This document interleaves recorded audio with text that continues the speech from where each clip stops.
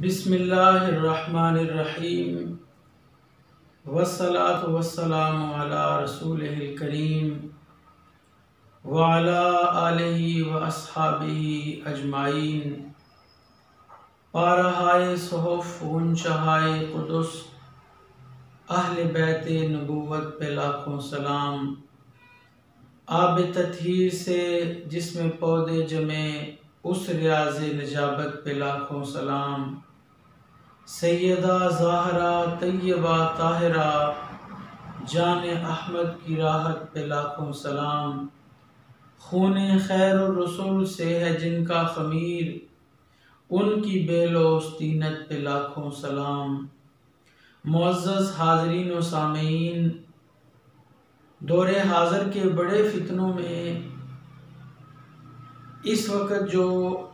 دو فتنے سر اٹھائے ہوئے ہیں، ان میں ایک رافضیت کا فتنہ ہے اور دوسرا ناسبیت کا فتنہ ہے۔ رافضیت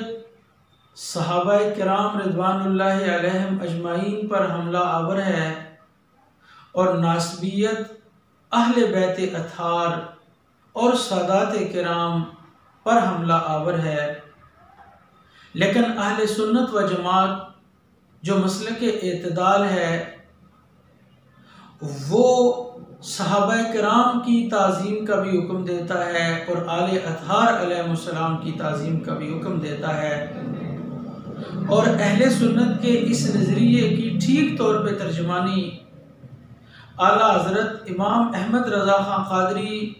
فاضل بریلی رضی اللہ تعالیٰ عنہ نے فرمائی ہے۔ آپ کہتے ہیں اہل سنت کا ہے بیڑا پار اصحاب حضور، نجم ہے اور ناؤ ہے عطرت رسول اللہ کی۔ نبی پاک صلی اللہ علیہ وآلہ وسلم کے اصحاب اور سرکار دو عالم علیہ السلام کی آل پاک کا ادب و احترام ہی سنیت ہے۔ اگر کوئی آدمی اس راہ سے تھوڑا سا بھی بھٹکتا ہے تو اس اور وہ صحابہ کرام پہ دشنام ترازی کرتا ہے یا آل اطہار اور سادات کرام پہ دشنام ترازی کرتا ہے، اس کا اہل سنت و جماعت سے کوئی تعلق نہیں ہے، خواہ وہ اس کے نام کے ساتھ کتنا بڑا ٹائٹل ہی کیوں نہ لگا ہوا ہو، اس نے کتنی ہی خوبصورت دستار ہی کیوں نہ پہنی ہوئی ہو، اور اس نے کتنی خوبصورت پوشاک ہی کیوں نہ پہنی ہوئی ہو، اگر وہ آل اطہار کا بے ادب ہے اور سادات کرام کا بے ادب ہے تو اس کا اہل سنت و جماعت سے کوئی تعلق نہیں۔ ناظرین، ہمارے دور کی ناسبیت نے جو ایک فریب اپنایا ہوا ہے، وہ فریب یہ ہے کہ وہ رافضیت کی آڑ لیتے ہیں اور حملہ آور صحیح العقیدہ، صحیح النسب، سنی سادات علماء کرام پر ہوتے ہیں۔ یعنی خون خاتون جنت کی تاثیر آج بھی قائم ہے کہ وہ سادات کرام پر براہ راست حملہ آور ہونے کی بجائے وہ آڑ رافضیت کی لیتے ہیں، ناسبیت کی لیتے ہیں، لیکن حملہ آور وہ صحیح العقیدہ، صحیح النسب، سنی سادات علماء کرام پر ہوتے ہیں۔ آپ پہلے مولانا صاحب کا یہ کلپ ملاحظہ کیجئے۔ اگر نام سے پہلے بھی شاہ ہو، نام سے بعد بھی شاہ ہو، کوئی ڈبل شاہ ہو، تو جب تک شریعت کے معیار پر پورا نہیں ہوتا ہمارا مقتدا نہیں بن سکتا۔ اب جن کا دامن خالی ہو گیا تو اب وہ ان القاب میں پناہ لینے کے لیے آ گئے ہیں۔ ایسا تاثر اس عشرے میں پیدا کیا گیا، دو عشروں میں، کہ جیسے شریعت سب پر حاکم ہے، سادات پر حاکم نہیں ہے۔ ارے بھئی، یہ استثناء کہاں سے آیا؟ یہ استثناء کس نے دیا؟ تو سب کے لیے ایک معیار ہے اور کڑا معیار ہے، اور اس بات کو بھی امام اہل سنت نے واضح طور پر بیان کر دیا۔ ہم اگر کوئی پیر ہے، سید ہے اور عالم ہے اور عامل بالسنہ ہے تو ہمارے سر کا تاج ہے، ہم اس کا احترام کریں گے، ہم اس کا احترام کریں گے۔ لیکن سید ہے، بد عمل ہے، بد مذہب ہے، تو پھر احترام کا حقدار نہیں ہو سکتا۔ ناظرین کرام، آپ نے ملاحظہ کیا کہ مولانا صاحب یہ کہہ رہے ہیں کہ اگر کوئی سید ہو، بد عمل ہو، بد مذہب ہو، وہ احترام کا مستحق نہیں ہے۔ میں متعدد مرتبہ یہ پہلے عرض کر چکا ہوں کہ اگر کوئی آدمی یہ کہے کہ مجھے ذریت خاتون جنت اچھی نہیں لگتی ہے، مجھے آل رسول اچھے نہیں لگتے، مجھے سادات کرام اچھے نہیں لگتے، تو ہمیں اس سے کوئی گلہ نہیں ہے، یہ اس کا حق ہے، وہ جس سے چاہے محبت کرے، جس سے چاہے نفرت کرے۔ لیکن اگر کوئی آدمی سادات کرام سے نفرت کا اظہار کرے اور اس نفرت کو وہ سنیت کا غلاف چڑھانے کی کوشش کرے، تو پھر سنیت کے لیے چونکہ ہم نے اپنی جانوں کو وقف کیا ہوا ہے اور اس سچے دین کے لیے اور اس سچے مذہب کے لیے سادات کرام وہ عرب شریف کو چھوڑ کر دنیا کے کس کس کونے میں بسے ہیں، تو یہ محض اپنا عقیدہ بچانے کے لیے، اپنا نظریہ بچانے کے لیے، تو جب کوئی آدمی اہل بیت کے بغض کا اظہار کرے اور اس کو سنیت کا نام دینے کی کوشش کرے تو پھر ہم خاموش نہیں رہ سکتے۔ مولانا صاحب، کاش آپ آسمان پر چاند دیکھنے کی بجائے اپنی لائبریری میں فتاوی رضویہ شریف دیکھ لیتے اور فتاوی رضویہ شریف کی جلد نمبر 22 ملاحظہ کر لیتے اور اس جلد میں صفحہ نمبر 420 دیکھ لیتے تو آپ کو اپنے اس سوال کا جواب مل جاتا کہ سید اگر بد عمل ہو یا وہ بد مذہب ہو تو اس کے احترام کی شرع شریف میں گنجائش کیا ہے، اور اعلیٰ حضرت امام احمد رضا خان قادری رحمۃ اللہ تعالی علیہ آپ کا نظریہ اس سلسلہ میں کیا ہے۔ آپ سے 4 سوالات پوچھیں گے اور پہلا سوال یہ پوچھا گیا کہ جو لوگ سیدوں کو کلمات بے ادبانہ کہا کرتے ہیں اور ان کے مراتب کو خیال نہیں کرتے بلکہ کلمہ تحقیر آمیز کہہ بیٹھتے ہیں، ان کا کیا حکم ہے؟ یہ پہلا سوال ہے۔ اس کا جواب اعلیٰ حضرت امام احمد رضا خان رحمۃ اللہ علیہ یوں دیتے ہیں کہ سادات کرام کی تعظیم فرض ہے اور ان کی توہین حرام۔ یعنی یہاں یہ بالکل کوئی تصریح نہیں اعلیٰ حضرت نے فرمائی کہ سید پڑھا ہوا ہوگا تو اس کی تعظیم فرض ہے اور اس کی توہین حرام ہے، اور اگر وہ پڑھا ہوا نہ ہو تو پھر وہ تعظیم کے قابل بھی نہیں ہے اور وہ اس کی توہین جو ہے وہ کی جائے گی، نہیں، سرے سے کوئی بات نہیں ہے، بلکہ فرمایا سادات کرام کی تعظیم فرض ہے اور ان کی توہین حرام ہے۔ گویا وہ پڑھے ہوئے ہیں، عالم ہیں یا غیر عالم ہیں، ان کی تعظیم ہر صورت میں فرض ہے اور ان کی توہین حرام ہے۔ بلکہ علماء کرام نے ارشاد فرمایا جو کسی عالم کو مولویہ یا کسی کو میروا بروجہ تحقیر کہے کافر ہے۔ مجموع الانہار میں ہے الاستخفاف بالاشراف والعلماء کفر، کہ سادات کرام اور علماء کی تحقیر کفر ہے۔ یہاں یہ تصریح نہیں ہے کہ سید پڑھا ہوا ہوگا تو اس کی توہین کفر ہے اور اگر وہ پڑھا ہوا نہ ہو تو پھر کفر نہیں ہے۔ یہاں تو صریحاً یہ بات ہے کہ اشراف کی توہین کفر ہے، وہ عالم ہے یا غیر عالم ہے۔ یعنی اشراف کا لفظ سادات کے لیے عرب میں بولا جاتا ہے، شریف سید کے لیے بولا جاتا ہے۔ تو اعلیٰ حضرت کہتے ہیں الاستخفاف بالاشراف والعلماء کفر، سادات کرام کی توہین کرنا، تحقیر کرنا اور علماء کی تحقیر کرنا یہ کفر ہے۔ وَمَنْ قَالَ لِعَالِمٍ أُوَيْلِمٌ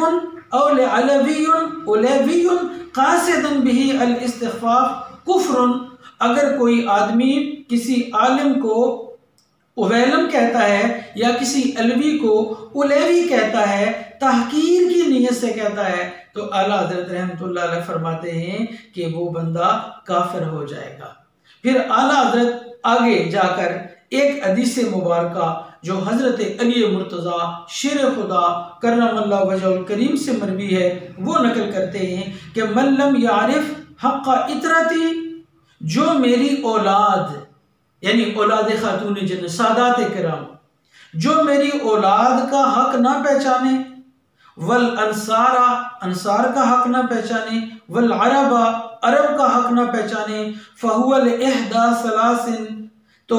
نبی پاک علیہ الصلوۃ والسلام نے فرمایا وہ تین حالتوں میں سے ایک حالت سے خالی، وہ ان تین حالتوں سے خالی نہیں ہے، اما منافقن، یا وہ منافق ہے، وَإِمَّا لِزَنِيَّةٍ، یا حرامی۔ اب یہ لفظ جو ہے یہ میں اپنی طرف سے نہیں کہہ رہا، بلکہ اس جلد کے مترجم ہیں